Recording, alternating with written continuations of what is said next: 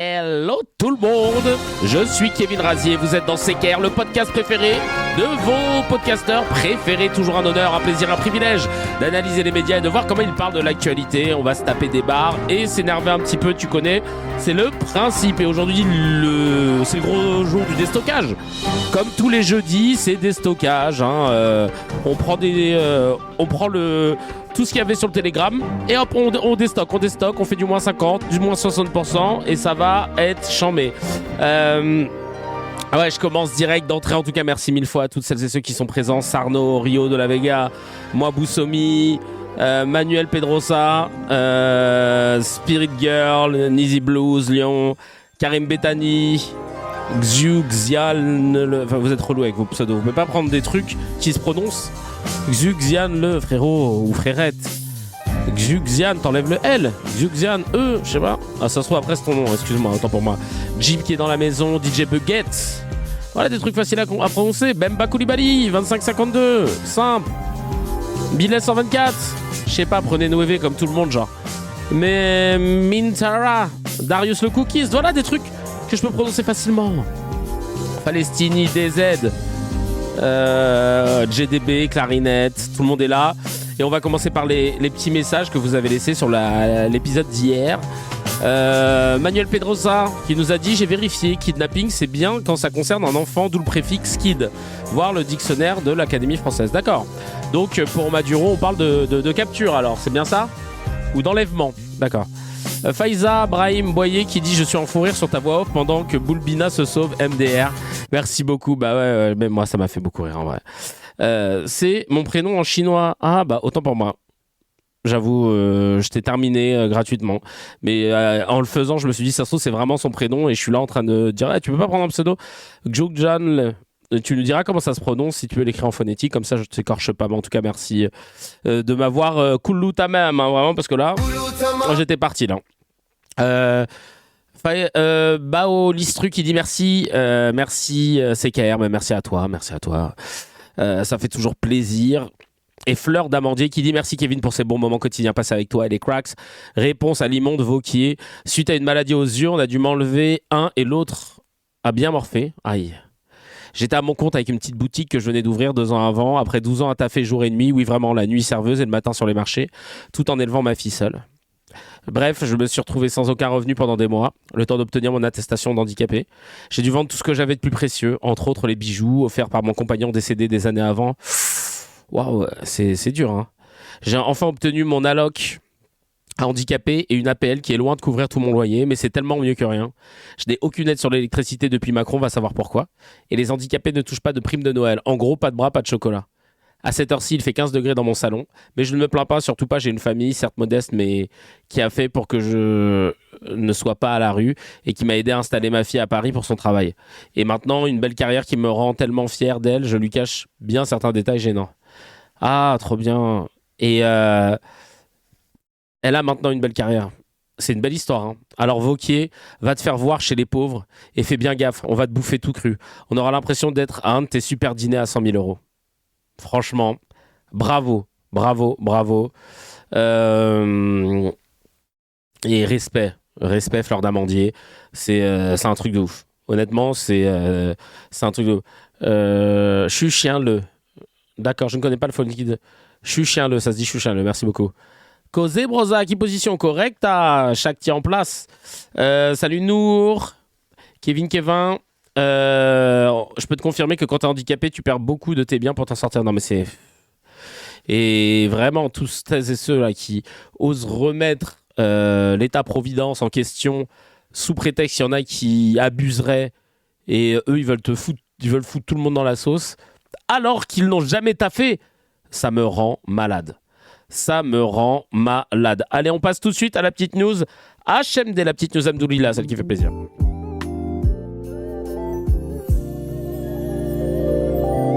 Alors, petite news HMD, bon, désolé si vous entendez que le nez est bouché, que j'ai pas la pêche de ouf et tout. On fait des nuits qui durent 2-3 heures là. Alors, c'est pas que parce qu'on a un enfant, c'est parce qu'on est malade. Notamment ma pauvre Gaëlle qui est malade et moi qui suis un petit peu. Et c'est vrai que là, depuis 5 heures, je suis levé. Et ça a été dur, dents de scie. Donc pas facile. Tu sais les nuits où t'as froid et quand tu te lèves ton t-shirt il est trempé. Tu captes le délire. Donc là laisse tomber. Mais je me suis dit vas-y mets la cravate, mets la casquette quand même. Viens faire ce que t'as à faire parce que t'as le soutien de tes cracks. Donc c'est pour vous que je suis là. Parce que sinon je serais resté sur mon canapé je crois. Ça s'appelle la grippe, ouais c'est ça. Mais vas-y tranquille, merci beaucoup Shafiq Allah. T'inquiète, on est ensemble. Et on va avoir une petite news Abdoulillah qui va faire plaisir. Qui va me faire oublier la maladie. C'est le poste de Caron qui met plainte contre l'organisation Progénocide des Forces. Vous connaissez, hein, si vous êtes des cracks de la... des cracks de la première heure, la DD Force de Tapiro. Une enquête a été ouverte contre cette association française de soutien à l'armée israélienne à Gaza suite au signalement de mon équipe a effectué auprès du procureur de la République. Le parquet du tribunal judiciaire de Paris m'en a informé. Cette association créée avec l'aide du gouvernement israélien est dirigée par Franck Tapiro et est ouvertement soutenue par le ministre Astrid Panosyan-Bouvet, Benjamin Haddad et bien sûr la députée Caroline Yadan. C'est elle qui avait organisé le gala de la honte pendant lequel les gens s'amusaient du nombre de morts à Gaza. Je vais vous montrer, rafraîchir un peu la mémoire de ces trucs ignobles qu'ils avaient fait là pendant ce... Alors on en a plusieurs des extraits. Qu'est-ce que j'ai là? Le jeu qui était présenté par Barbara Lefebvre déjà là. Allez, dernière question. Bon. Tout va se jouer maintenant. Allez, depuis le début de la guerre, si 55 000 personnes sont mortes à Gaza, dont 50% de civils, ça fait 10,4% de civils gazaouis qui sont morts, 24,6, 1,3, 5,2. Je comprends même pas la question. Je comprends même pas la question ignoble qui est en train juste de remettre en cause le fait qu'il y ait vraiment des civils qui soient morts et que majoritairement c'était des membres du Hamas. Mais vous vous rendez compte ce qu'elle a fait quand même, Barbara Lefebvre, normal, dans le plus grand des calmes, mais on a pardonné ça. On l'a laissé faire ce quiz ignoble. Et en fait, ce qui m'attriste, moi, c'est que mon agent aime bien me dire ça. Tu sais que les juifs, ils t'aiment plus. Hein. Elle les cache. Hein. Warda, que j'embrasse. Et je lui dis mais pourquoi en fait, genre trouvez-moi un propos où j'ai essentialisé la position des juifs, où j'ai dit les juifs en fait. On est tout le temps là en train de parler de sionisme, on est tout le temps là en train de justement d'épingler les personnes qui mais enfin, je ne sais pas comment exprimer ce que Barbara Lefebvre est en train de faire, un quiz sur le nombre de morts civiles à Gaza, comment on appelle ça, de l'indécence, de l'ignominie. Ouais, dire ça déjà, c'est essentialisé, mais de ouf. Alors que déjà, tous les juifs ne pensent pas pareil, au même titre que n'importe quelle communauté. Et puis surtout, après elle dit ça, elle me taquine, parce qu'elle a sûrement eu vent de 2 ou 3 personnes dans le milieu qui ont dit Kevin, il pète un plomb, il est border, il est si. Mais encore une fois, qu'est-ce que j'ai dit de pénalement répréhensible? Moi, je trouve ça dingue que tu te retrouves au pilori. Enfin, moi, au pilori, c'est un grand mot, mais alors que tu es juste en train d'expliquer quelque chose de très simple. On a un espace médiatique, on a des gens qui prennent la parole dans cet espace médiatique, ils légitimisent quelque chose d'inacceptable, et en plus, ils mentent pour la plupart pour légitimer des meurtres d'enfants, des meurtres de civils. Et donc, on conteste ça. On pointe du doigt ça, et puis on lâche pas. Parce qu'on voit que ils ne lâchent pas aussi de leur côté, donc on lâche pas. Et non. Franchement, c'est un truc de ouf. Bref, c'est pas grave. C'est pas grave, moi en tout cas, je dors sur mes 2 oreilles, même quand je suis malade. Et c'est le plus important, c'est de pouvoir se regarder dans un miroir et de se dire, Kevin, ce que tu fais au quotidien, c'est pas pour essayer de glaner du peuple, c'est pas pour glaner des vues comme certains pourraient me le reprocher, parce que croyez-moi que j'aurais mieux à faire comme Boudère, Tariq et compagnie, et à fermer ma gueule sur mes idées politiques et à faire le zouave, faire des accents, etc. à la télé, où je pense que je mangerai plus. Donc si vraiment j'ai choisi de faire ça quand même, c'est pas pour les deniers qui en découlent, c'est pas pour tout ça, quoi, tu vois. Si tu te prends la tête à essayer de monter une loi CKR alors que tu connais rien à la politique et tout, avec des cracks qui sont super engagés, crois-moi, c'est pas pour l'oseille. Et l'oseille, en partie grâce à vous, parce que vous soutenez avec Twitch, merci pour les subs, avec Tipeee d'ailleurs, Shadila qui m'a harass hier, merci, attends. que j'écorche pas ton nom, Chadlia, pardon. Merci beaucoup pour la force. Donc bref, tout ça pour vous dire, ouais, non, c'est pas si facile que ça, bien au contraire. Bref, là, je comprends pas la question. Je comprends pas la question. Depuis le début de la guerre, si 55 000 personnes sont mortes à Gaza, dont 50% de civils, ça veut dire que 10,4% des civils gazaouis sont morts. 1,3% des civils gazaouis. Ah, d'accord, ok. Allez, c'est la dernière question.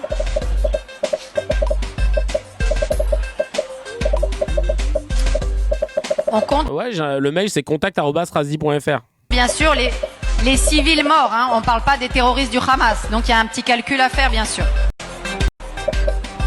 Mais c'est indécent, ignoble, vraiment. Qui fait ça en fait? Qui fait ça? À quelle heure c'est sain de faire ça? Et c'est pas fini, il n'y a pas que ça évidemment. Il y a plein d'autres trucs qui sont ignobles.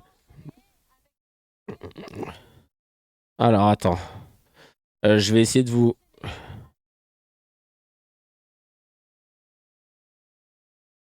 Vous le voyez là? Vous la voyez la vidéo ou pas? Je crois pas, hein. Je vais voir ce que je peux faire. Ah oui, là. Voilà. Attends. Hop. Hop. Vous l'entendez, mais vous la voyez pas, c'est ça? Ça, parce qu'il y a 4 vidéos en vrai. Et moi, je les ai toutes prises. De toute façon, elles y sont. Hein. Je sais pas si vous l'entendez au moins, la vidéo. Razi.fr, tout simplement. Mais on a vraiment envie de voir ça? Oui, oui.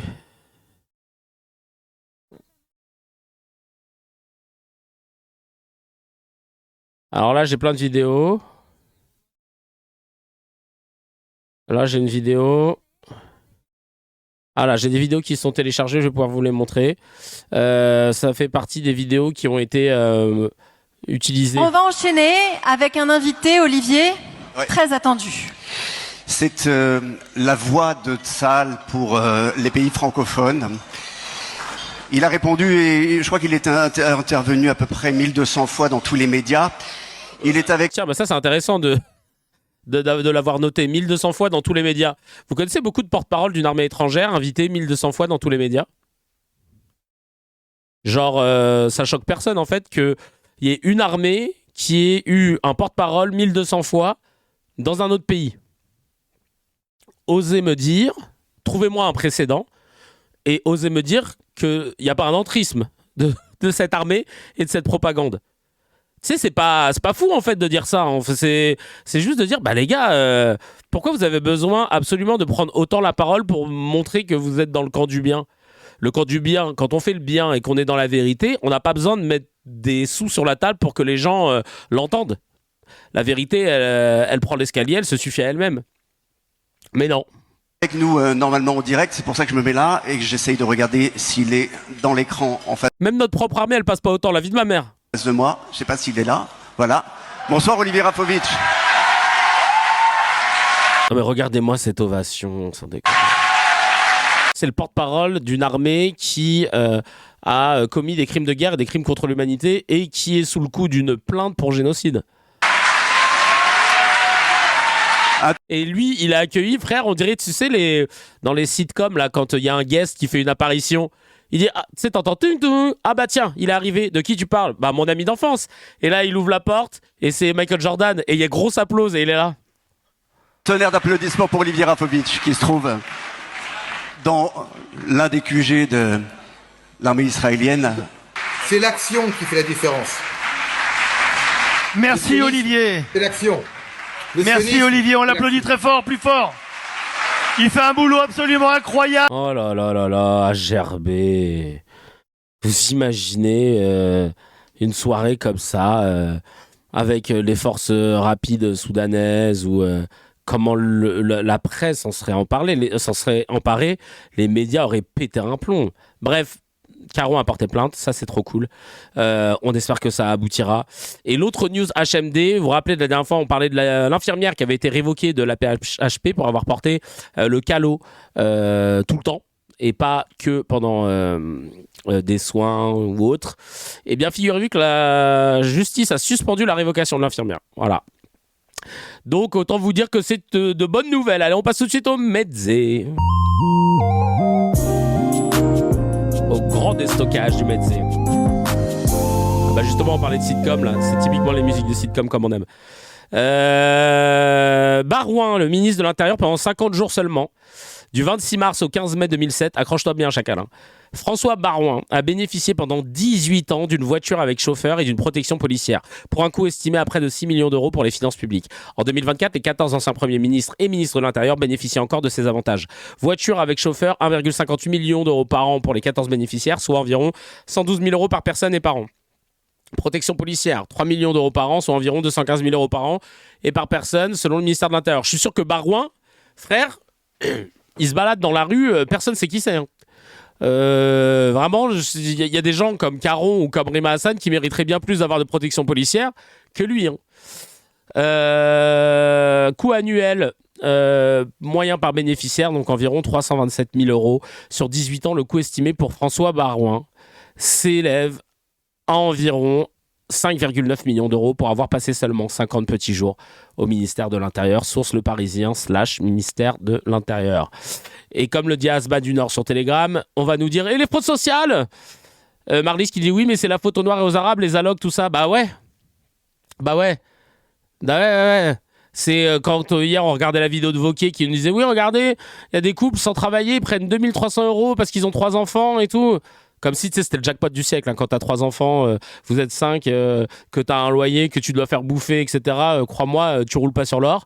Et le gars, lui, il prend son temps pour débunker salement. Et d'ailleurs, lundi prochain, je vous mettrai une vidéo de Combini de Camilia, une travailleuse EduxP, travailleuse spécialisée, sociale spécialisée, justement sur l'accompagnement des personnes sans papier et en procédure de titre de séjour, etc., où elle va débunker Wauquiez point par point. Et lui, il fait des dinas à 100 000 euros et ça le choque pas plus que ça. En revanche, de voir des gens dans le besoin avoir des aides, ça, c'est chiant pour lui qui n'a jamais taffé.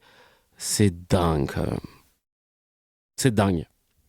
Comment tu veux pas qu'on pète un plomb? Comment tu veux pas que les gens, au bout d'un moment, se disent « tu sais quoi, j'en ai rien à foutre, je vais faire ce que je veux. Commencez pas à me dire « Toi, tu dois faire ci, toi, tu dois faire ça. » Ben, c'est normal.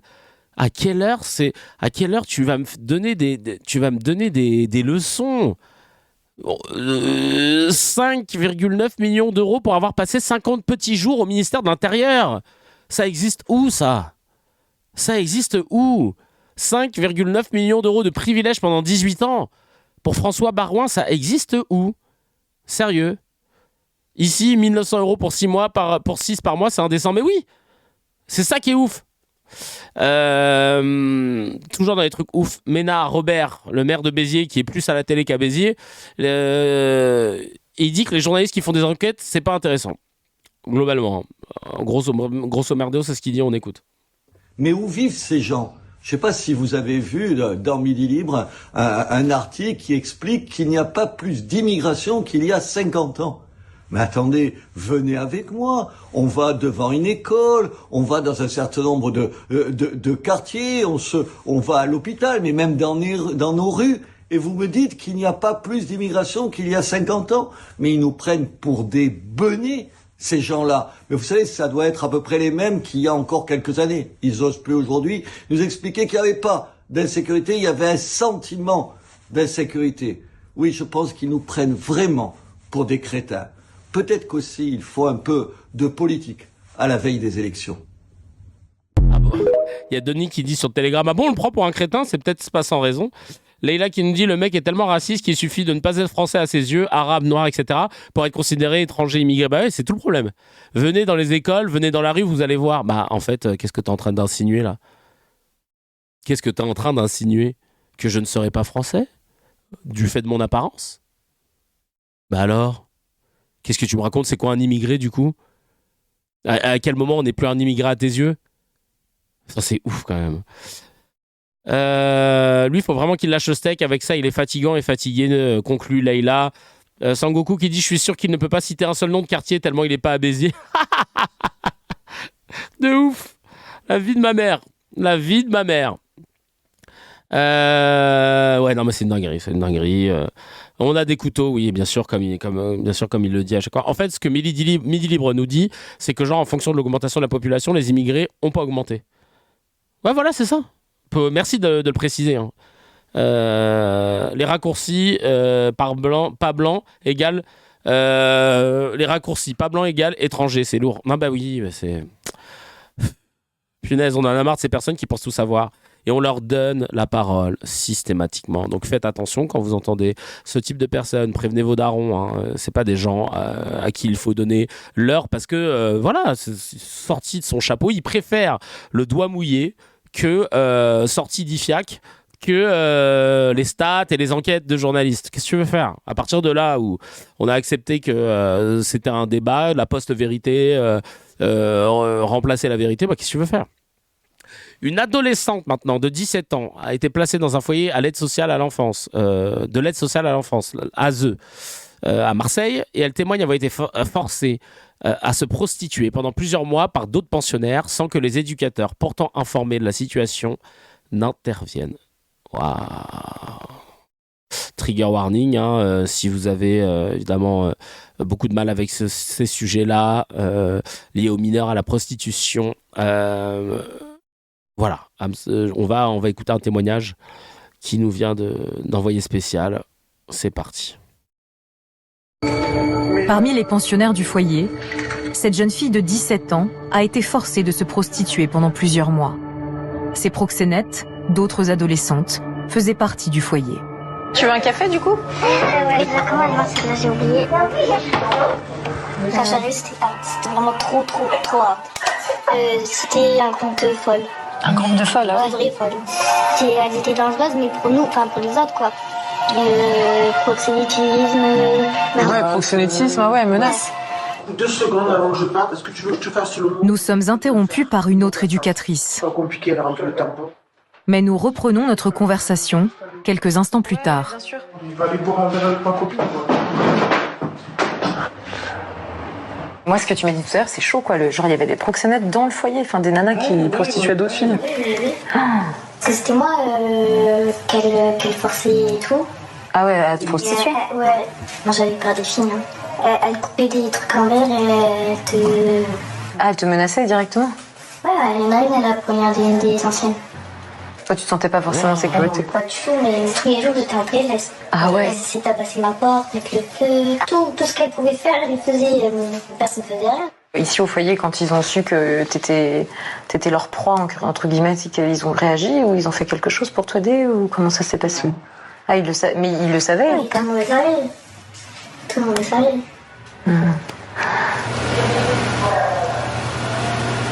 Et puis moi, tu sais, ouais. Elle, c'est Mac. Ah ouais, c'est une proxénète. En gros, elle fait bosser des filles, quoi. Ouais. Ce foyer, c'est vraiment un foyer de merde. C'est une dinguerie, putain, force à toutes les personnes comme elle qui sont dans cette situation, putain. L'aide à l'enfance est un énorme problème, mais on s'occupe de la fille qui, eux, ont alerté sur ce problème. C'est un truc de ouf. C'est un truc de ouf. Là, tu me dis, on parle de ça, ça fait le tour des médias, etc. Je trouve ça intéressant. Par contre, que tu commences à me dire, oui, les aides sociales, machin, les immigrés, ou alors, là, le dernier truc là qu'ils ont voulu faire, ou alors Joyeux Noël. Ouais, on peut plus dire Joyeux Noël et tout. Tu te dis, mais casse-toi, on s'en bat les steaks, clairement. Oh là là. La pire oraison funèbre du monde. Il sait pas comment évacuer le sujet polémique. C'est le curé qui faisait l'oraison funèbre de Brigitte Bardot. On n'en a pas parlé parce que c'était pendant qu'on était en vacances. Il y a eu tout un débat. Est-ce qu'on doit parler du fait qu'elle a été condamnée 5 fois pour incitation à la haine raciale ou pas? On sépare l'artiste de ses conneries, machin, bref. Tout un tas de débats. Moi, j'étais partisan de rien dire, tu vois. J'ai pas fait d'hommage parce que je m'en fous, hein, tout simplement. Puis tout le monde s'en fout de savoir si je rends hommage ou pas à quelqu'un. Je préfère rendre hommage dans CKR à Calbo, comme on l'a fait la dernière fois, de Arsenic, parce que ça me parle. Là, pour le coup, Bardot, ça me parlait pas. Et là, regardez le curé, ce qu'il a fait, c'est trop drôle. Voilà, nous sommes dans cet esprit-là de prière, pour Brigitte. Ce qu'elle avait, ça ne nous regarde pas. C'est pour ça que je ne veux pas parler de ce qu'elle a fait. Tout le monde le sait, ce qui est vrai et ce qui est faux, parce que les journaux, malheureusement, ne sont pas toujours objectifs. Qu'est-ce qui est faux, mon père? C'est 5 condamnations pour incitation à la haine raciale? Moi, je ne veux pas rentrer dans cette catégorie-là. Moi, on est là, rassemblés, pour prier pour elle. Hein. Tous, nous faisons des erreurs. Que celui qui n'en fait pas lève le doigt. Moi, j'ai jamais fait d'incitation à la haine en raison de sa religion. J'ai jamais été condamné 5 fois pour ça, personnellement. Voilà, jamais. Voilà, vous avez au moins la discrétion de ne pas lever le doigt. C'est bien. Mais voilà, c'est ça, il faut toujours voir le meilleur, toujours voir le pire ne nous appartient pas. 6 fois, mais il sait pas rendre hommage. Hein. Il aurait pu juste pas en parler. Le mec, il a voulu... Oh, Kibouï de Nazareth. Elle est full extrême droite dans tout son entourage, rien que son mari était ami et conseiller de Jean-Marie Le Pen. Ouais, non, ouf. Le pire ne nous appartient pas parce que ce n'est pas... Nous, on essaie d'être positif, on essaie d'être très bien. Il est perdu, Miskid, c'est tellement drôle, il a rien à dire. Le pire hommage du monde. Elle est tellement racelard qu'il savait même pas comment l'évacuer. Il nous a presque fait une chalgoubie, la vie de ma mère, elle nous dit ça à Leïla sur Telegram. On enchaîne avec Aziza, qui était assis à côté de Julien Drey, et Julien Drey conseille sur l'art de contrer LFI en disant qu'il faut s'inspirer de Aziza. Mélenchon antisémite, LFI antisémite, ouais, Mélenchon antisémite. Je comprends pas pourquoi il m'accuse d'être en obsession sur eux, alors que je demande juste à tous mes invités Mélenchon antisémite, Mélenchon antisémite, LFI antisémite, Mélenchon antisémite, ouais, pardon, là, vous êtes la femme de ménage antisémite, femme de ménage antisémite. On entend rien là. Alors, c'est pour ça que pour le contrer, il faut l'affronter idéologiquement. Il faut rien lui laisser passer. Rien. Donc il faut taper. Il faut pas baisser les yeux. Il faut sans arrêt l'acharner. À côté de moi, il y en a un qui fait ça très bien. D'ailleurs, c'est pour ça qu'ils s'acharnent contre lui. Parce qu'ils veulent le faire plier. Enfin, ils veulent le faire plier. Alors ils sortent des conneries, des saloperies. Parce que, d'un point de vue moral, je peux vous dire qu'ils en ont des wagons entiers. Hein. Voilà. Parce qu'ils viennent faire des Wagon antisémite. Son moral sur l'argent, je sais pas quoi, sur la violence, etc. Mais bon, quand on regarde, voilà, quand on lit la meute, on a compris. Oh, moi, j'ai rien compris de tout ce qu'il a dit là pour l'instant. Heureusement qu'il est de gauche. Je vais revenir sur une séquence sur la meute. Bon, enfin, je vais revenir après là-dessus. C'est le conseil culturel Anna et Simon Drahi. Je sais pas ce que c'est. Je sais pas. Voilà, donc il faut frontal. Et pas reculer. Voilà. Au rugby, on dit si tu recules la première mêlée, tu vas reculer tout le match. Voilà. Et ben, il faut pas reculer. Voilà. Oh là là là. Les mecs, ils sont en boucle. C'est insupportable. C'est Monsieur Touche-mes-boules. Oui, c'est lui. Kamel qui nous dit sur le Telegram, s'il s'amuse à débattre avec Mélenchon ou même avec Bompard, il va se faire coulouta même. Je pense que ça l'arrange comme ça. Bah oui. Allez débattre. C'est encore mieux. Allez débattre face aux deux bonhommes. Et ce sera plus simple. Montrez-nous ce que ça veut dire faut pas lâcher. Parce que c'est facile de faut pas lâcher, mais tu te tapes jamais frontalement, tu sais. N'importe quoi. Wow. Catherine Tricot de la revue Regard parle de l'inaction de l'Europe face au génocide à Gaza. Et bientôt, face à l'annexion du Groenland, on va bien rigoler. Elle va dire les termes en direct de la station thermale. Vous allez voir, ça fait un peu plaisir. C'est un petit miel avant l'heure, hein, surtout par les temps qui courent, quand on a mal à la gorge. Ça fait passer crème un peu tout ce qu'il faut. Richard, on est près de la fin de l'émission. Oui, on n'a rien fait sur ce qui se passe à Gaza. On a laissé faire. On a fait 20 mesures de rétorsion contre les Russes. On n'en a pas fait une. On n'a même pas été d'accord pour dire qu'il y avait un problème avec la participation je sais pas quoi, là, au concours de l'Eurovision. Rien. L'Europe n'a pas pris une sanction à l'égard d'Israël. Ce n'est pas possible. Le seul qui est en train de faire quelque chose... Il y a Dias Polémique sur le chat. Oh, Dias Polémique. Salut tout le monde, c'est Dias Polémique. Aujourd'hui, nous allons revoir cette vidéo de Catherine Tricot, qui, semble-t-il, a dénoncé l'inaction totale de l'Europe face au génocide israélien à Gaza. Et vous remarquerez que la propagande sioniste a bien du mal à trouver les arguments. Je le tiens ou pas? Là, on a l'impression de l'entendre, frérot. En tout cas, merci beaucoup. Merci beaucoup, Dias Polémique. J'adore ce que tu fais. Merci 1000 fois. Et il y a plein de vidéos que je trouve quand je regarde Dias Polémique. Et allez, prenez soin de vous. Et je vous dis à très bientôt. Respirez beaucoup. Allez, ciao. J'adore le allez chaud. Je te dis à chaque fois allez chaud, Diaspo, on dirait que tu dois quitter parce qu'il y a quelqu'un qui arrive. Je regardais pas l'écran, je croyais que c'était lui qui parlait. Eh ben merci beaucoup.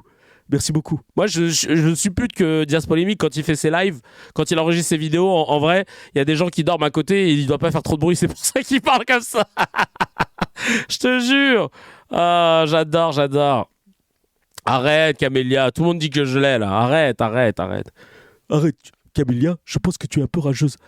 À l'échelle européenne, c'est Pedro Sanchez. Il est tout seul. Il va, avec les dirigeants des pays d'Amérique latine, contester ce qui vient de se passer au Venezuela. Comment c'est possible que Pedro Sanchez soit tout seul à se battre sur la question palestinienne, sur la question vénézuélienne? Il a dit non. Il a dit non à l'augmentation des budgets militaires.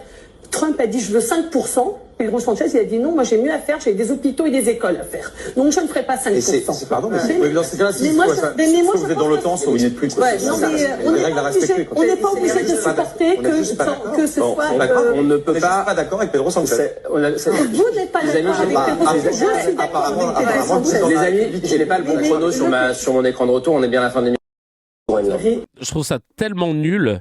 Que Karim Rassouli et que 1 heure pour faire débattre et qu'à la fin ils disent non mais très rapidement parce qu'on n'a plus beaucoup de temps. Bah non en fait, s'il y a des trucs intéressants qui se disent, c'est pour ça qu'en fait la télé a ses limites. Hein. Honnêtement, c'est vraiment pour ça que c'est pas intéressant. Mais quel courage, comme tu le dis, Likoua, de venir sur un plateau défendre une vision que personne ne partage. C'est son procès, exactement. En tout cas, comme le dit Laïla, elle a tout dit. Bravo, madame. Ça fait plaisir d'entendre ce type de propos. Et bien sûr, un feat avec Diaspo, avec grand plaisir. Avec grand plaisir. Moi, j'adore ce qu'il fait, donc avec grand plaisir. Oui, mais c'est tout ce que j'ai entendu, ouais, je te jure. Les profs... Ah oui, alors là, je le connaissais pas. Jean-Loup Benami, bon ami, prof de philo, nouveau prof dans les grandes gueules, qui trouve que Tricot les a rhabillés pour l'hiver. Oh, bravo Sarno.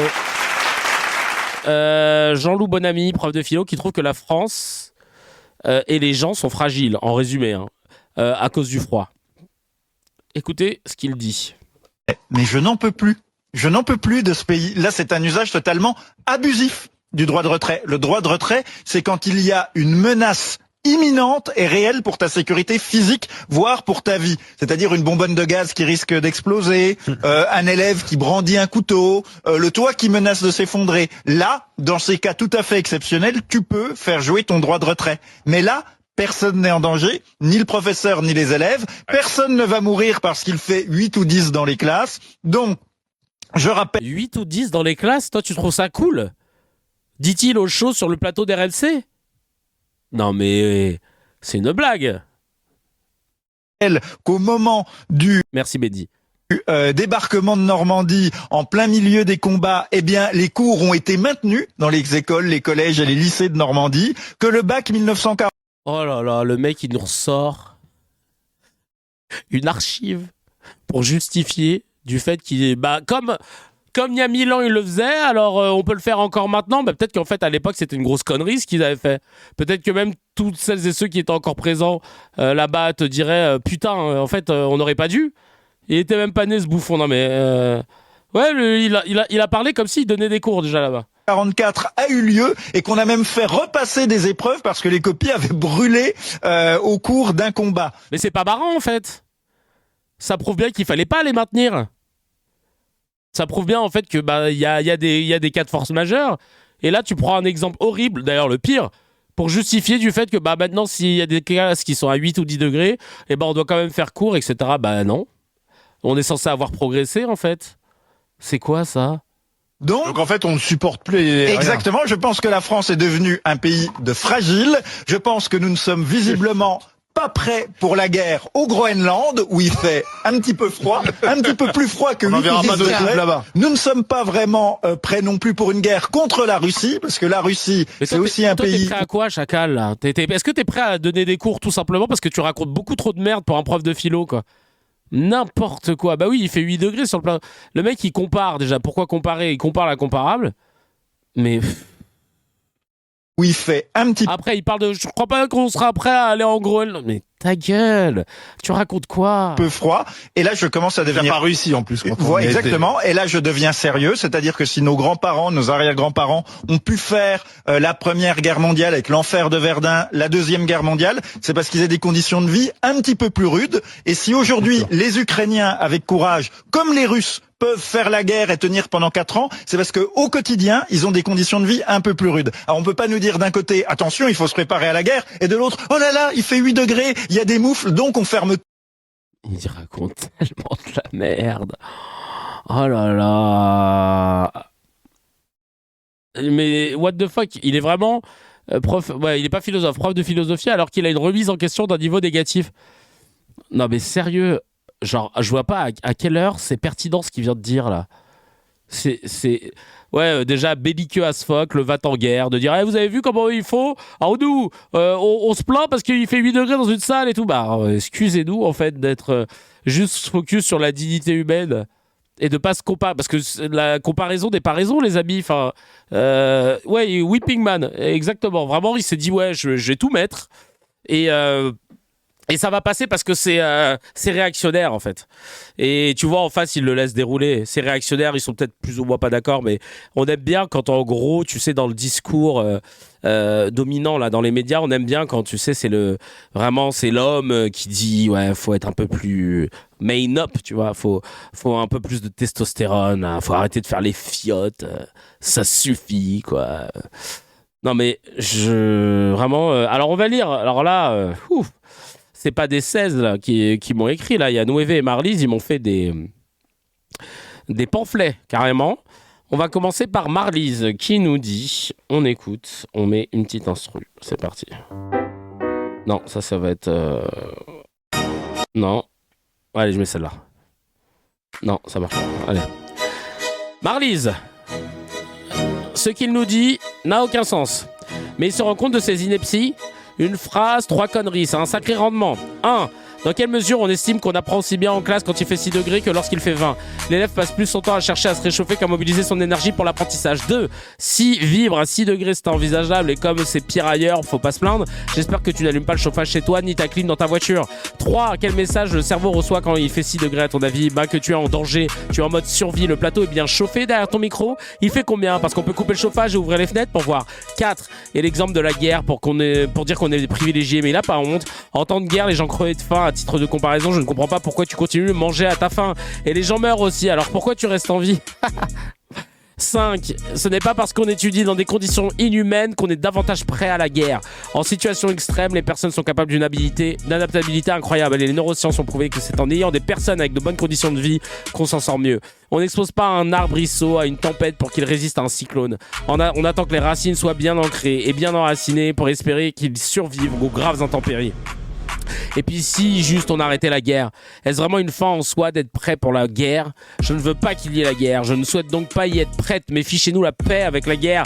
6. Je parle avec ceux qui ont vécu la Seconde Guerre mondiale. L'avantage d'être infirmière, c'est qu'on rencontre des personnes avec toutes sortes d'histoires. Ils sont traumatisés, même à plus de 90 ans, ils sont encore marqués. Je refuse ça. Ce n'est pas une condition normale d'être en guerre. On n'a pas à être préparé à vivre dans des conditions qu'on n'a naturellement pas à rencontrer. Bravo !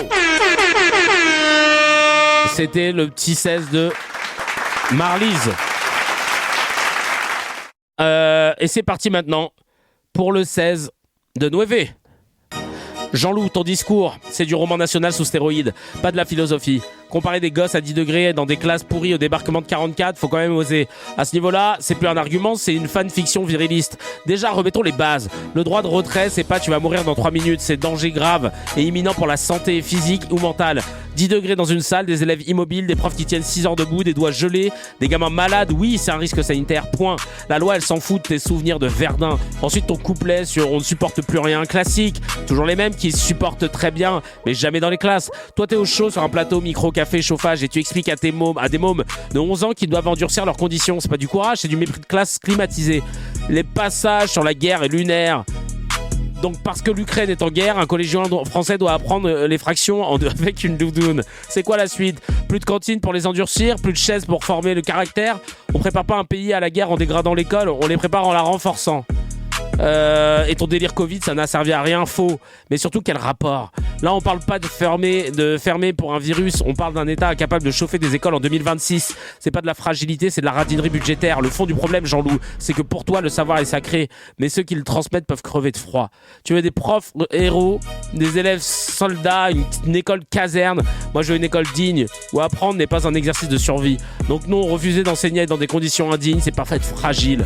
C'est refuser qu'on transforme l'éducation nationale en reconstitution historique permanente. Et franchement, si ta vision de la France forte, c'est des enfants gelés pour prouver qu'on tient le choc, alors c'est pas la France qui est fragile, mais dans le fond, c'est toi qui l'es. Bravo, ça va péter. Bravo, ça fait plaisir. C'est normal de refuser d'enseigner dans ces conditions, évidemment. Les philosophes, un problème, je te jure. Vraiment, Kiwi de Nazareth. On enchaîne avec Crans Montana. On n'en a pas beaucoup parlé ici. C'est dans une station suisse qu'un pub, hein, c'était même pas une boîte, qui fait office de boîte de nuit, a pris feu. Suite à de négligences avec les petites bougies feu d'artifice, ça a pris feu, c'est le plafond qui a pris feu et il y a eu 40 morts et plus d'une centaine de blessés très graves. Et quelques jours après l'incendie mortel de ce nouvel an horrible où il y avait des mineurs en plus qui étaient présents, regardez ce que plusieurs journalistes ont rapporté, ça fait froid dans le dos. C'est incroyable. Devant ce restaurant, propriété du couple qui gérait la boîte de nuit endeuillée, ce journaliste italien est pris à partie. Tu veux que je te parle français ou pas? Est-ce que tu veux que je te parle français? Les proches des gérants intimident l'équipe. Qu'est-ce que tu fais ici? Nous sommes des journalistes. Tu crois? Journaliste de quoi? La menace. Tu crois qu'il y a pas assez de morts là? Il y a pas assez de morts là? Non. Hein? Allez, cassez-vous de là! Et la bouscule. Ne touchez pas. On y va. 7 jours après le drame qui a fait 40 morts et 116 blessés, cette altercation montre la tension qui règne à Crans Montana, notamment dans l'entourage de Jessica et Jacques Moretti, gérants de l'établissement. Dans un communiqué hier, le couple s'est exprimé. Nous sommes dévastés et envahis par le chagrin, en pensée constante pour les victimes. Soyez certains à cet égard de notre entière collaboration et du fait que nous ne chercherons d'aucune façon à nous dérober. Les gérants ont été laissés libres par la justice suisse. Incompréhensible pour cet avocat de famille de victimes, il craint des dissimulations de preuves. Et nous trouvons sur la page Facebook de son ancien établissement toutes les photographies des travaux accomplis et que nous voyons d'ores et déjà que l'accès a été, si vous voulez, réduit. Ce que nous ne comprenons pas, c'est que ce gérant et que son épouse ne dorment pas en prison à ce jour. Selon les premiers éléments de l'enquête, l'établissement a été rénové en 2015. Des travaux réalisés par le gérant lui-même. La négligence de l'exploitant dans la gestion de l'établissement. Et à l'évidence, ça montre aussi une culture du risque inconsidérée. Jacques Moretti, le propriétaire, est déjà connu de la justice française, notamment pour incitation à la prostitution et fraude aux APL. Parallèlement à l'enquête suisse, le parquet de Paris a ouvert une enquête pour accompagner les victimes françaises. C'est un truc de ouf. C'est un truc de ouf. Vraiment, il y a tous les éléments qui nous montrent que c'est un manquement de leur part. Et eux, en fait, ils vont chercher tout un tas de trucs, bref. Qu'est-ce qu'on a encore que je vais vous le montrer, là? Les mineurs dans le froid, ça c'est triste. Ah ouais, dans le déstockage aussi. Certains voient la neige pour la première fois, ça c'est cool. Mais pour les exilés mineurs, l'amusement a vite laissé place au froid glacial sous leur tente, regardez. On peut rien faire contre le froid, moi je suis pas habitué à ça, déjà. Il n'y a pas d'autre solution pour tenir. Il faut juste rester fort, je ne vais pas mourir quand même. Boubacar Camara a 16 ans et il survit au froid et à la neige sous sa tente posée dans le 4e arrondissement de Paris. Voilà, j'ai doublé pour ne pas que le froid monte en haut. Mais avec le froid, c'est compliqué. Parce que même dans les tentes, des fois tu n'arrives pas à dormir.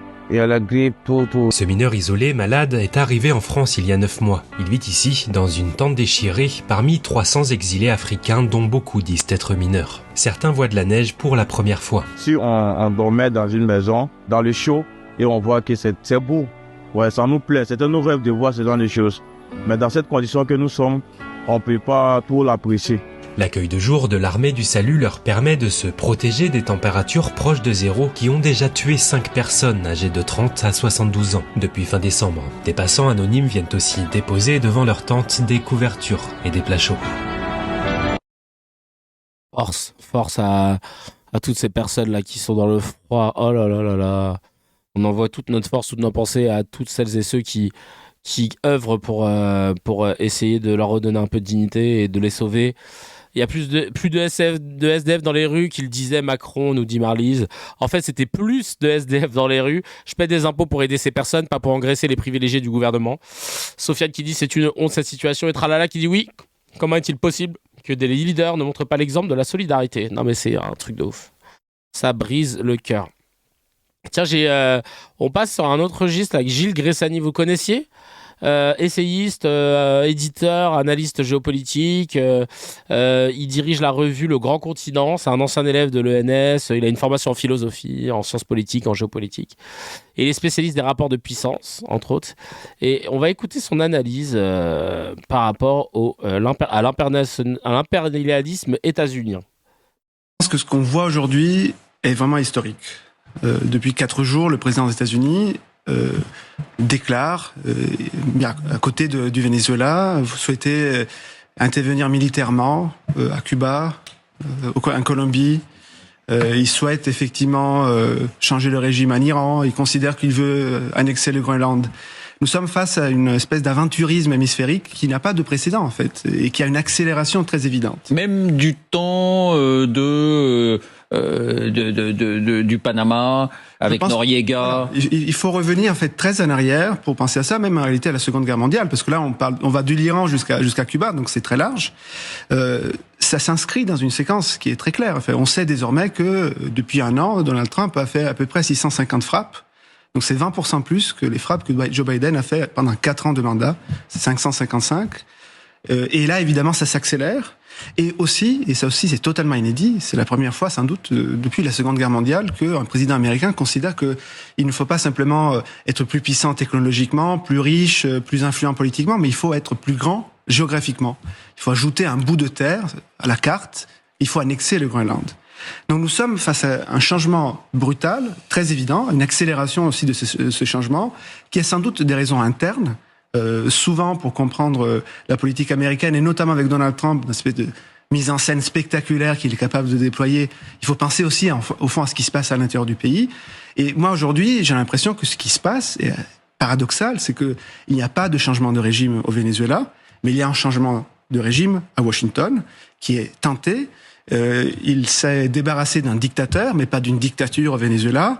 Et il a, pour cela, construit un système qui est hybride, nouveau, pour revenir à votre question, qui chamboule totalement nos représentations de ce que c'est le droit, parce qu'au fond, nous sommes dans quelque chose qui est du domaine de l'impérialisme clanique. Ce n'est pas la souveraineté populaire, c'est pas les institutions, c'est pas la démocratie, c'est pas des mots qu'il utilise, c'est autre chose, c'est des deals qui sont faits par un clan, par une personne qui est à la tête de ce clan, qui possède, qui est propriétaire d'un pays, d'une puissance d'un pays, qui est capable de frapper avec la puissance militaire, mais qui en même temps, quand il réfléchit à comment faire pour bousculer, enlever le chef de notre pays, en fait, il parle d'abord aux investisseurs du pétrole et il s'en fiche totalement de parler avec le Congrès. Il ne parle pas avec l'opposition du pays dans lequel il intervient et il s'en fiche aussi totalement de savoir quelle sera la représentation générale de ce qui se passe.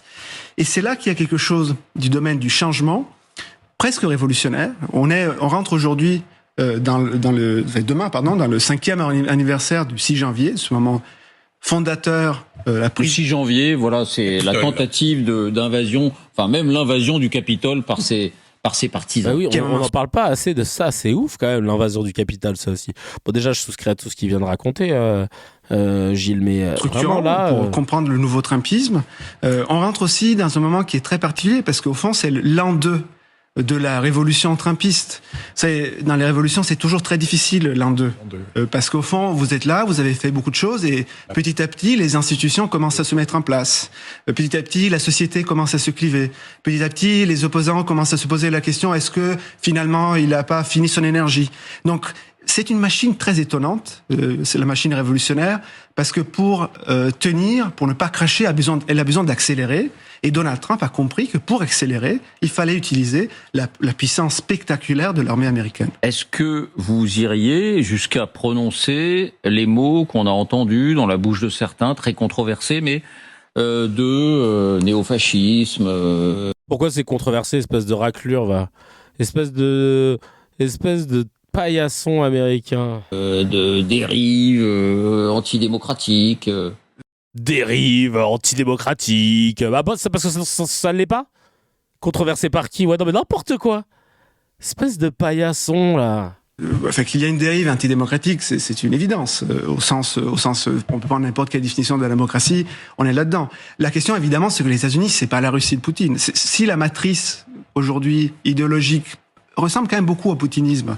Par exemple, c'est un peu Vladimir Poutine qui a inventé cette idée que, en fait, si vous pouvez pas avoir de la croissance économique, si vous pouvez pas inventer le futur et le distribuer à la population, si vous pouvez pas partager la prospérité, en fait, il vaut mieux créer une guerre éternelle qui donne de plus en plus le rang et la puissance. Donc, c'est pas la croissance économique, c'est la croissance territoriale. C'est pas la paix, mais c'est la guerre. C'est comme ça que Poutine a disloqué les institutions qui étaient très faibles et était désormais un président éternel. Est-ce que ça n'est pas justement une façon d'essayer de cantonner ces nouveaux empires que sont la Russie de Poutine ou la Chine de Xi Jinping? Déjà, moi, je pense qu'on est aujourd'hui dans une représentation qui est très, très bizarre. La Russie n'est pas au même niveau que la Chine et les États-Unis. C'est le hold-up du siècle. C'est le meilleur storyteller au monde, en fait, c'est Vladimir Poutine, parce qu'il nous a fait croire qu'il pouvait s'asseoir à la même table. D'ailleurs, il a tellement si bien fait croire que Donald Trump lui-même lui a proposé de s'y asseoir. Mais on n'est pas du tout dans la même... Il terrorise l'Europe depuis 4 ans, presque 4 ans maintenant. Il terrorise, justement, parce qu'il a une puissance désinhibée mais depuis 4 ans, il avance très peu. Il aurait rêvé sans doute de faire l'opération que les États-Unis ont fait sur le Venezuela. En fait, l'opération militaire spéciale qu'il a tentée, c'était à peu près ça. Et il a totalement échoué. Donc, pour répondre à votre question, je pense qu'effectivement, c'est pas du tout la même chose, la Russie et la Chine. Intéressant son take de dire que finalement, la Russie n'est pas aussi puissante qu'elle le dit. C'est clair que par contre, il y a aujourd'hui un discours, une doctrine qui se construit, qui paraît totalement inédite, qui est exprimée par plusieurs personnes autour de Donald Trump et désormais aussi par son secrétaire général adjoint, Stephen Miller, extrêmement puissant conseiller idéologique, surtout sur les questions migratoires, qu'en fait, c'est une doctrine de la recolonisation. Ah bah oui, là, les dossiers Epstein, ça y est, fini. Hein. Je sais pas comment ils se sont embourbés dans ce truc-là. Le mec, il a dit, je vais dévoiler tous les dossiers Epstein. Mais il y a ton nom dedans. Hein? Bon, on va attendre un peu, en fait. Mais c'est vrai qu'on n'en parle plus. En même temps, ce serait désuet d'en parler alors qu'ils viennent de faire une dinguerie. C'est une idée, au fond, qui peut paraître totalement hallucinante et farfelue, mais qu'il faut make colonialism great again. Ramener une puissance coloniale dans un monde qui, du coup, serait capable de... c'est ça leur analyse, faire face au processus de décolonisation qui, lui, a créé 2 problèmes, c'est leur analyse. Il a créé la migration de masse et a fait pénétrer la Chine dans le reste du monde. Donc il faut revenir sur ça. Et donc l'interventionnisme américain tel qu'il se déploie aujourd'hui, il a cette matrice qui a une matrice plus que néocoloniale. On pourrait vous... En tout cas, c'était super intéressant. Je connaissais pas ce Gilles Gressani et franchement, force à lui. J'ai beaucoup aimé ce qu'il a dit. Je souscris. C'est un peu ce qu'on dit ici dans ces guerres depuis le début en plus, concernant les États-Unis en tant que puissance coloniale, impérialiste, qui veut imposer ses choix par la force, mais impose aussi le narratif et cette fameuse kayfabe médiatique et politique où on fait semblant de dire que les États-Unis sont le camp des gentils, même si on sait qu'ils ont fait que des trucs méchants. Et c'est quand même assez dingue. L'Arcom rappelle fermement à l'ordre BFM pour avoir laissé Jakubowicz dire de Mélenchon qu'il était Goebbels. Fermement. Attention, c'est pas bien. Voilà. Merci l'Arcom. C'est bien. Allez, on passe maintenant à la partie hard du comment ça s'appelle du déstockage. Koulou tamam, koulou tamam. Au purée de pommes de terre. Koulou tamam, koulou tamam. Ici on est basé comme au baseball. Baseball. Koulou tamam. Koulou tamam. Salut YouTube. Bienvenue dans le gros déstockage du jeudi. Comme d'hab, hein, c'est la tradition. On vide un peu le Telegram afin de pouvoir reprendre de plus belle dès lundi. Big up à Shadila sur Tipeee qui m'a khalas de l'aide mensuelle. Merci 1000 fois.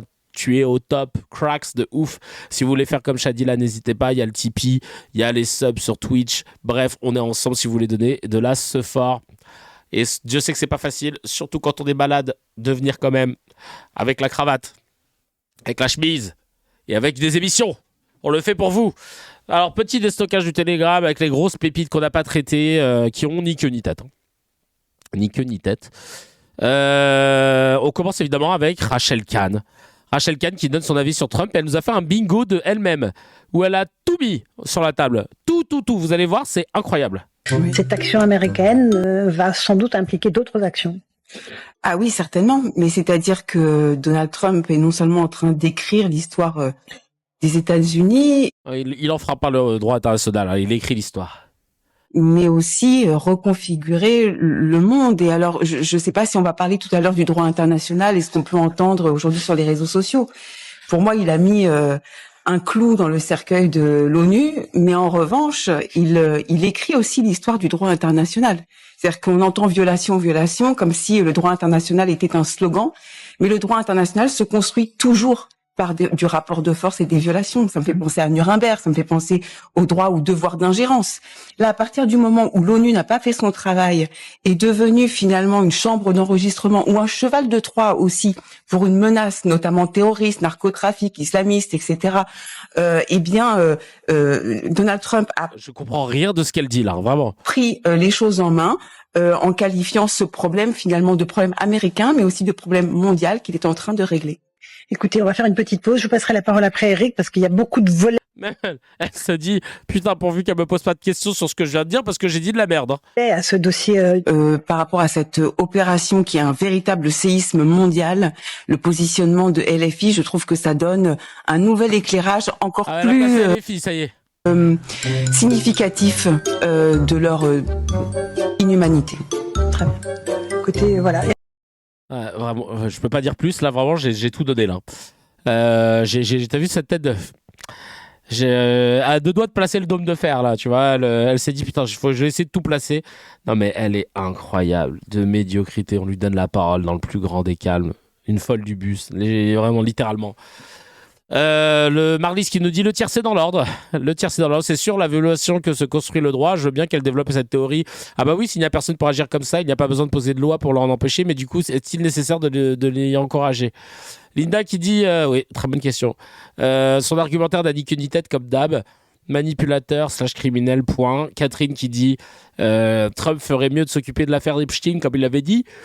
Et ces médias toujours à genoux devant les États-Unis, c'est affligeant. Gold la merde. Pareil sur CNews, il a décidé tout et pile. En une phrase, accrochez-vous, ça dure 26 secondes. Encore une fois, c'est très important. 3 États qui se ressemblent, corrompus, dictatoriaux, le Venezuela. Il y a des liens entre Maduro le Venezuela, l'Iran et un certain pays qui en ce moment détient un otage français. Qui s'appelle l'Algérie. Qui s'appelle l'Algérie. Vous avez raison de le rappeler, on pense à Christophe Lay. On va essayer de méditer un petit peu sur... Ouais, il était comme ça le frère. Je sais pas pourquoi il était si penché, c'était le poids du mensonge. Je comprends pas. Genre vraiment, le mec, je cherche rapport avec l'Algérie, ouais. Il a placé l'Algérie, l'Iran, le Venezuela, ouais. Je comprends pas, hein. Et lui, il a invité, il est payé pour venir dire n'importe quoi. C'est une dinguerie. Il aurait pu mettre la Palestine dans son shaker tellement illogique. Non mais oui, de ouf. Il a fait une salade de conneries, c'est ça. Non mais bigot droitard, je te jure, c'est n'importe quoi, putain. Bref, on continue avec les cassos. Là, pareil, le niveau de Ciotti, d'Éric Ciotti, c'est n'importe quoi. Regardez, il parle de Bardot, il fait un lien avec Mathilde Panot où il lui envoie un petit missile sur son physique. Ce que la France fait rêver aujourd'hui avec Madame Panot à l'Assemblée nationale, bon, ce n'est pas le même genre de beauté. Merci beaucoup Éric Ciotti. Ah ouais. Donc c'est ce niveau-là en fait à CNews Europe 1 là. Genre vraiment. Là, gars, là vous nous obligez là. Vous voulez, c'est dingue là. Attaque physique direct, au calme. Ah bah sors d'où les trucs sur, sors d'où les trucs sur Ciotti. Vas-y, non mais oui parce que Ciotti lui c'est une gravure de mode. La professeur Xavier là, il se prend pas. Non mais vraiment genre ça c'est le niveau là. Monsieur propre, ouais, mais on va y aller, hein, tu vois, Chacal, ça va te faire bizarre. Hein. Franchement, c'est ouf. Ah ouais, alors, vite, vénère. Il veut qu'on parle des places de parking ou encore de sa maman, ou il dit ça ira, monsieur propre. Ah oui, c'est vrai, sa maman. Niveau de débat, -8, hein, vraiment, n'importe quoi. Et alors là, la séquence qui arrive, elle est assez incroyable. Annick Billon, sénatrice macroniste de Vendée, a lâché une dinguerie. C'est dans la riposte d'Hakim Omri que je vous invite à aller voir, que j'ai découvert cette info. Je suis sur le cul, trigger warning pédophilie. Hein. Cette société Déjà, cousine, coupe le téléphone. Il peut y avoir des enfants qui sont consentants, et ça, faut pas l'oublier. Donc déjà, un seuil, c'est un progrès. Et lorsque je vous Pardon, excusez-moi. Vous pouvez redire? Qui sont consentants, et ça, faut pas l'oublier. Il peut y avoir des enfants qui sont consentants, et ça, faut pas l'oublier. Pardon, on va la remettre. Hein. Il peut y avoir des enfants qui sont consentants, et ça, faut pas l'oublier. Ok. Starfallah ya Rabbi. Non mais enfermez-la de ouf. On va voir c'est quoi la suite là. J'espère qu'elle va dire non, je déconne. Je sais pas. Donc déjà, un seuil, c'est un progrès. Et lorsque je vous dis qu'il peut y avoir des relations entre de très jeunes adultes et des adolescents, eh bien oui, lorsque vous trouvez un jeune adulte de 17 ans qui va avoir une relation sexuelle avec un autre enfant. Un jeune adulte de 17 ans. De 14, bientôt 15 ans. Un enfant de 14, bientôt 15 ans. Mais en fait, cousine, tu veux nous... Là, t'es en train de nous parler d'une situation que tu connais, là. Genre vraiment. T'as vraiment dit ça à la télé? Il y en a un... Madame Billon. Madame Billon, excusez-moi. Non, excusez-moi, Madame Billon. Là, c'est Bruce Toussaint qui vous parle. Hein. Je suis désolé. Vous entendre dire à l'antenne que des enfants sont consentants, je suis désolé. Moi, ça me pose un problème et je suis désolé, mais ça, non. Je ne peux pas vous laisser. Je ne peux pas vous laisser dire ça. C'est votre liberté de le croire. Il date l'extrait hein, parce que Toussaint, il est plus à BFM. Mais c'est ma responsabilité. Et là, je vois en dessous, il y a écrit Covid-19. À moi de vous dire que je ne peux pas vous laisser, je ne vous censure pas. Je vous dis juste que ça me pose un problème et que ça me semble vraiment très très dérangeant de dire une chose pareille. Pardon, je vous le dis calmement. Non mais il faut pas le dire calmement, Chacal. Là, fallait la dégager. Là, fallait raccrocher direct, hein, Chacal. Alors, elle devient quoi cette sénatrice macroniste? Est-ce qu'il y avait eu des... Attends. Est-ce qu'il y avait eu des incestes? Est-ce qu'il y avait eu un truc? Est-ce qu'elle avait coulé, tu vois, au moins? C'est genre... Je sais pas. C'est grave, quand même. Je sais pas qui c'était. Je sais pas d'où elle vient.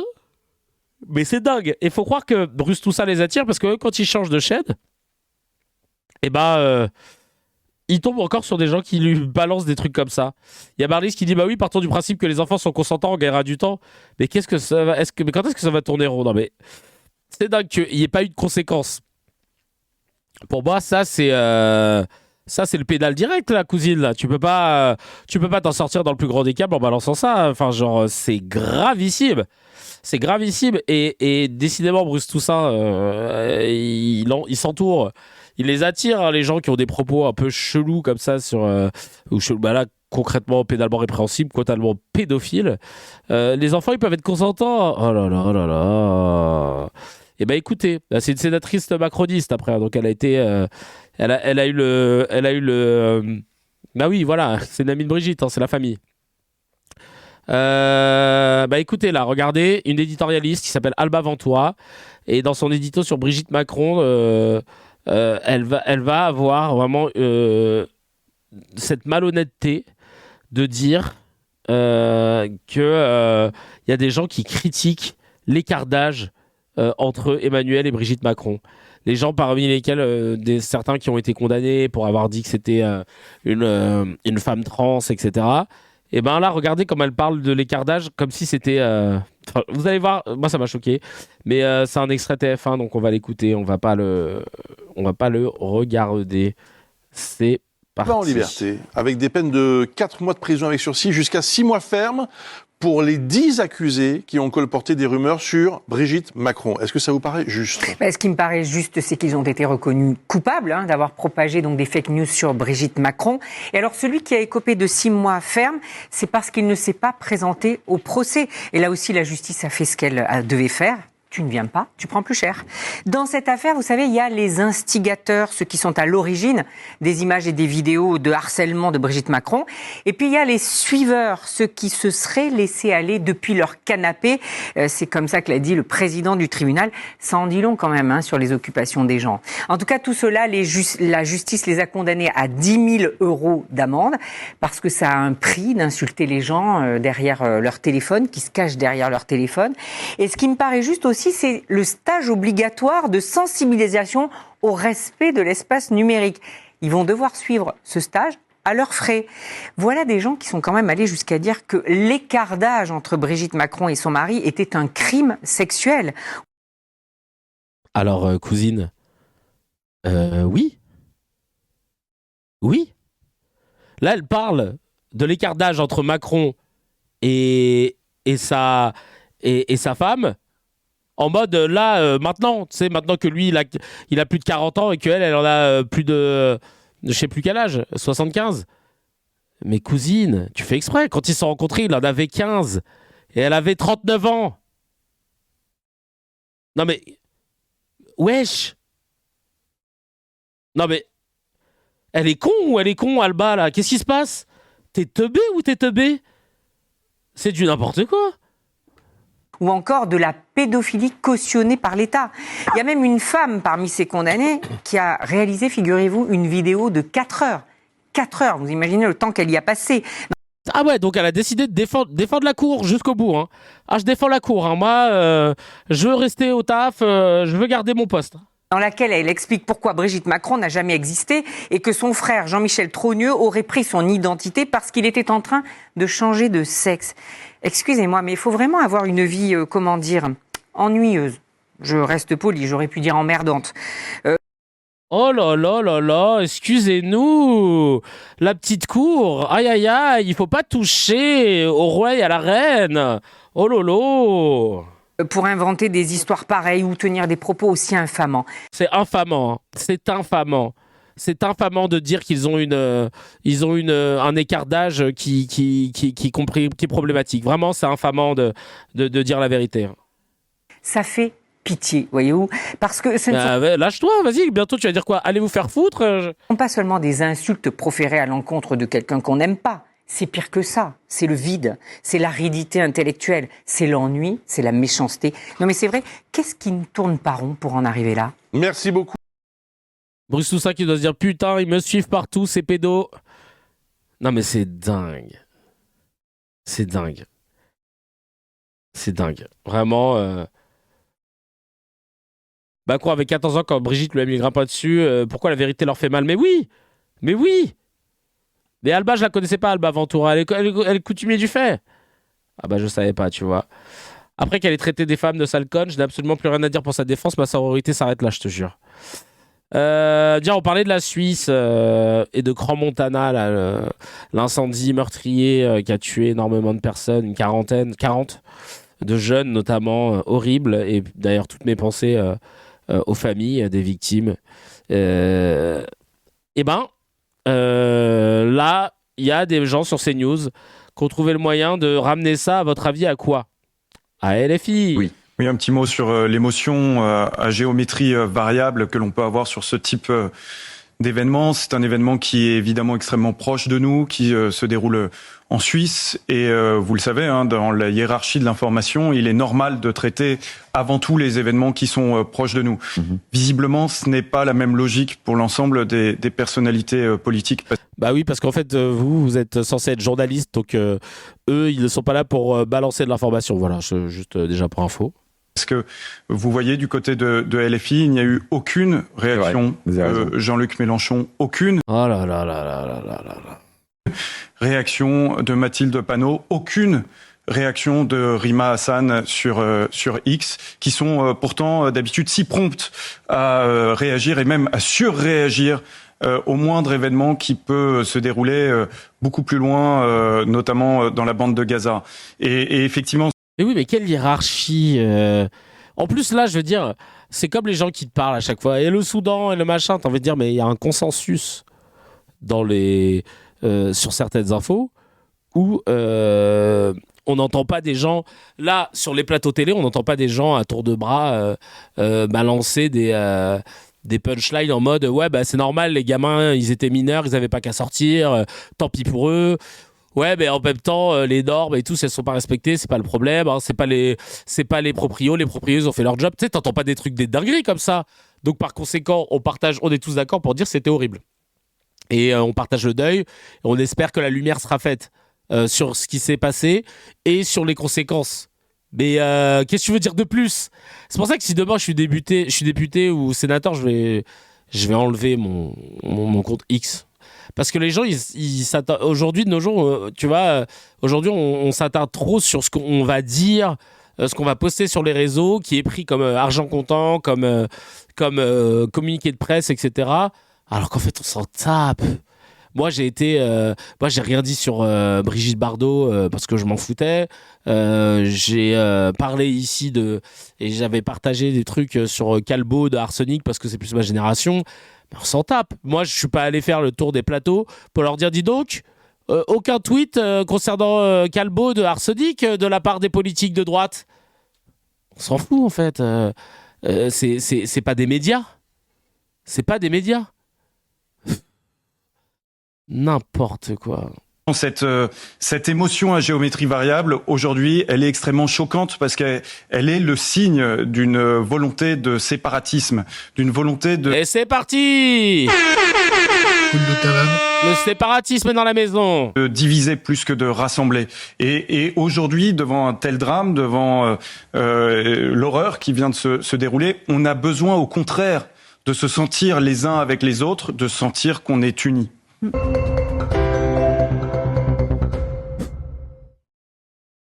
Séparatisme. Ah ouais, vraiment, il fallait qu'il le place.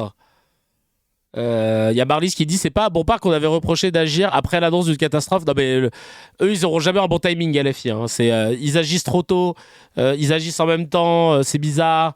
Ils agissent trop tard, c'est bizarre. Ils agissent trop tôt, oui mais vous avez fait exprès pour pas qu'on vous reproche. Voilà. Laisse tomber. Et chez Quotidien, ils ont pris un tournant de ouf aussi. Pro-pouvoir, pro-gouvernement. T'as Alma Dufour, on a mis le truc hier, l'extrait où elle a dit les termes en direct de la station thermale. Et là, eux, ils sont sur... oui, non, mais au Venezuela, il y avait une dictature. Combien de fois ils ont parlé du Venezuela avant, en disant que c'était une dictature et que c'était insoutenable pour le peuple, avant que Trump ne débarque. Ils s'en tamponnaient de base. Et là, ils ont tous décidé de vraiment de pomper le dard de la propagande, de la kayfabe américaine. Le droit international, il n'intéresse plus personne. Vraiment, c'est... écoutez, c'est affligeant. Affligeant. Et là, j'ai pas les droits, j'ai la flemme de faire du montage, juste vous écouter. Si ça marche. Et ça ne marche pas, d'accord. Voilà. Mais en tout cas, moi, c'était trop bien quand je l'avais vu. Et Alma Dufour, elle a mis ça, en revanche, ça je peux vous le montrer. Le plateau bourgeois de Quotidien m'accuse de défendre le droit international. Il se fiche que Trump kidnappe un chef d'État. Leurs rires autosatisfaits seront moins bruyants quand ce sera le tour du Groenland, de Cuba ou de la Colombie. Merci Alma, merci beaucoup. Même si je n'ai pas eu de message concernant ta venue ou pas à mon spectacle Passeport, et je crains que ce soit plutôt négatif, c'est-à-dire qu'elle n'est pas venue et qu'elle n'a pas prévenu. Voilà, ça c'est le petit truc, je place la petite crotte de nez. Et allez, dernière news du déstockage. Ce clash entre Charles Consigny sur le plateau des Grandes Gueules avec Lamia El Harraj. Lamia El Harraj, qui est une ancienne députée, première secrétaire fédérale du PS. Voilà. Qu'est-ce qu'elle fait ? Qu'est-ce qu'elle est en ce moment ? Elle est adjointe au maire de Paris depuis 2022. Voilà, conseillère de Paris aussi, conseillère du 20e arrondissement. Elle cumule les mandats au calme. Elle est dans le PS, ça fait plaisir. Le PS qui mange la gauche plus que caviar. Et regardez l'accrochage, pour le coup, là, franchement, elle a eu les reins solides parce que Consigny a été ignoble. Ça parle des logements sociaux, mais ça a commencé sur les logements sociaux et sur les familles catholiques du 16e. Enfin, écoutez, Consigny, il devrait enlever le Signy de son nom, quoi. En même temps, condition de faire du vélo. Allez demander par exemple, par exemple aux habitants de l'ouest de Paris quand ils veulent gagner une gare, par exemple. Demander à une famille du 16e, vous savez, ces familles que vous n'aimez pas manifestement. Mais moi j'aime tout le monde. Parce qu'elles ne votent pas à gauche. Je suis pas sûr que les familles du 16 catho tradi qui votent pas pour vous, ce soit tout à fait votre tasse de thé. Vous savez, quand vous êtes élu, monsieur, quand vous êtes élu de la République, vu le sort que vous leur êtes avez élu réservé, de tout le monde. Vous n'êtes pas élu que des gens que vous leur avez réservé. Je suis pas sûr que vous les aimiez beaucoup, ni les personnes âgées d'ailleurs. Vous êtes en train de dire qu'on cible particulièrement les familles catholiques traditionnelles. Oui, quand Madame Hidalgo. C'est une accusation totalement infondée. Non, c'est une accusation qui est ressentie tout à fait par ces gens-là. Ah oui, ressentie, d'accord. Et quand Madame Hidalgo explique. Donc voilà, là on passe de fait à... Non mais c'est ressenti, et c'est ça tout le problème aujourd'hui. Hein. Écoutez bien la tournure de phrases, les mots employés, on n'est que dans l'à peu près du subjectif, mais c'est enrobé dans un packaging de non c'est vrai, c'est affirmé, je suis à la télé, j'ai un costume, donc normalement c'est vrai. Quand Madame Hidalgo, écoutez, quand elle explique par exemple qu'elle va construire des HLM sur la bande de gazon, de pelouse qui existe sur l'avenue Foch, parce qu'en fait c'est pas la bande de gazon, c'est la bande de Gaza. Un symbole qui l'amuse de dire je vais mettre des HLM à ces cons de riches sur l'avenue Foch. Excusez-moi, elle assume tout à fait la détestation de certaines populations. Oui, c'est comme ça qu'elle l'a pensé en tout cas. Et c'est comme ça, que les gens. Vous êtes c'est comme ça que tout le monde le comprend. C'est comme ça que tout le monde le comprend, voilà. Quand on veut supprimer des pelouses pour faire des HLM avenue Foch, tout le monde comprend très bien pourquoi c'est fait. De faire du logement social. Oui, à la place d'une pelouse, oui, quand on prétend être écolo. Le logement social dans l'ouest de Paris, c'est pas possible, c'est ça que vous êtes en train de dire. Non, le logement social, c'est que pour l'est de Paris. Et les très pauvres, ils n'ont pas vocation à venir habiter à Paris. Parlez-moi correctement déjà pour commencer.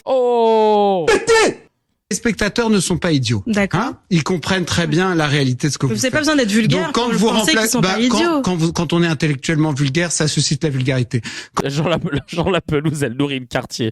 Non mais la vie de ma mère. Quand on remplace des pelouses, oui, parce que vous prenez les téléspectateurs pour des imbéciles. Mais pas du tout. Quand on remplace des pelouses par des HLM, quand on remplace des pelouses par des HLM, mais où est-ce que des pelouses sont remplacées par des HLM ? On le fait pour adresser un message à son électorat. Le mec, il lâche pas une info sortie de son huc, et du coup, il prend ça en cheval de bataille, et puis il file tout droit, quoi. Pour dire à quel point on déteste les habitants du 16e. Et quand on est aujourd'hui une famille qui habite l'ouest de Paris, on ne peut pas aller prendre un train avec femmes, enfants. Ah oui, on y revient au début, parce que là, vous êtes allé très loin dans vos caricatures. Je suis désolé, c'est peut-être un peu trop compliqué. Oh là là. On a du mal à y aller. Méprisant. Non, c'est vous-même qui avez du mal à suivre. Bientôt vous allez me dire qu'en fait je suis une femme, donc du coup je dois être intellectuellement moins favorisée que vous. Pas du tout. Ce que je veux dire. Insupportable. Et oui, Jules, on le rajoute à la liste. Vraiment, il y a rien qui va. Il fait que dans l'émotion, que dans l'à peu près. Baba qui dit c'est vraiment une merde. Oui, le modérateur que je suis retire ce que vous venez de dire. Marlise qui dit il est fort, n'empêche. Il sait ce qu'il y a dans la tête des gens, ce qui est sous-entendu, ce qui est compris, et les pensées de certains, ça force le respect, je te jure. Sombre, passionnément merdique, comme take de bout en bout. Bref. Voilà, le 16e, c'est l'arrondissement le plus éteint de Paris. Il y en a 20, je te jure. Bref, encore un essayiste, je te jure. On passe tout de suite au no comment.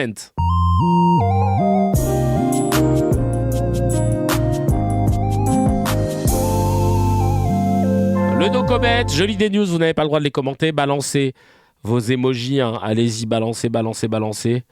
Vos emojis, parce que vous ne pourrez parler qu'avec ça. Donc dès que je vois tout un tas d'emojis, ça veut dire que vous êtes prêts.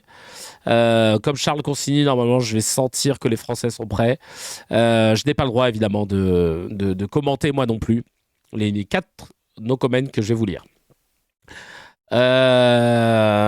J'attends un peu. Ok, je vois qu'il y a des emojis qui commencent à popper dans la conversation. Vous êtes 533 en simultané sur toutes les plateformes. Merci beaucoup en tout cas.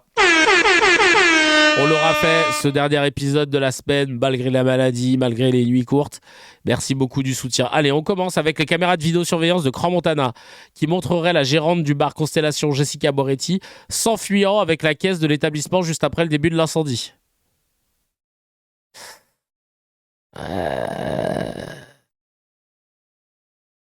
48% des étudiants ont déjà renoncé à se nourrir faute de moyens. La police de l'immigration américaine a abattu une femme qui se trouvait dans sa voiture à Minneapolis.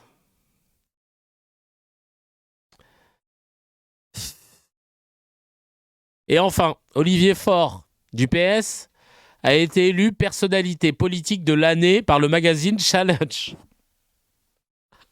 Oh purée de pommes de terre, mais c'est pas vrai ça. Bref, allez on passe au miel s'il vous plaît.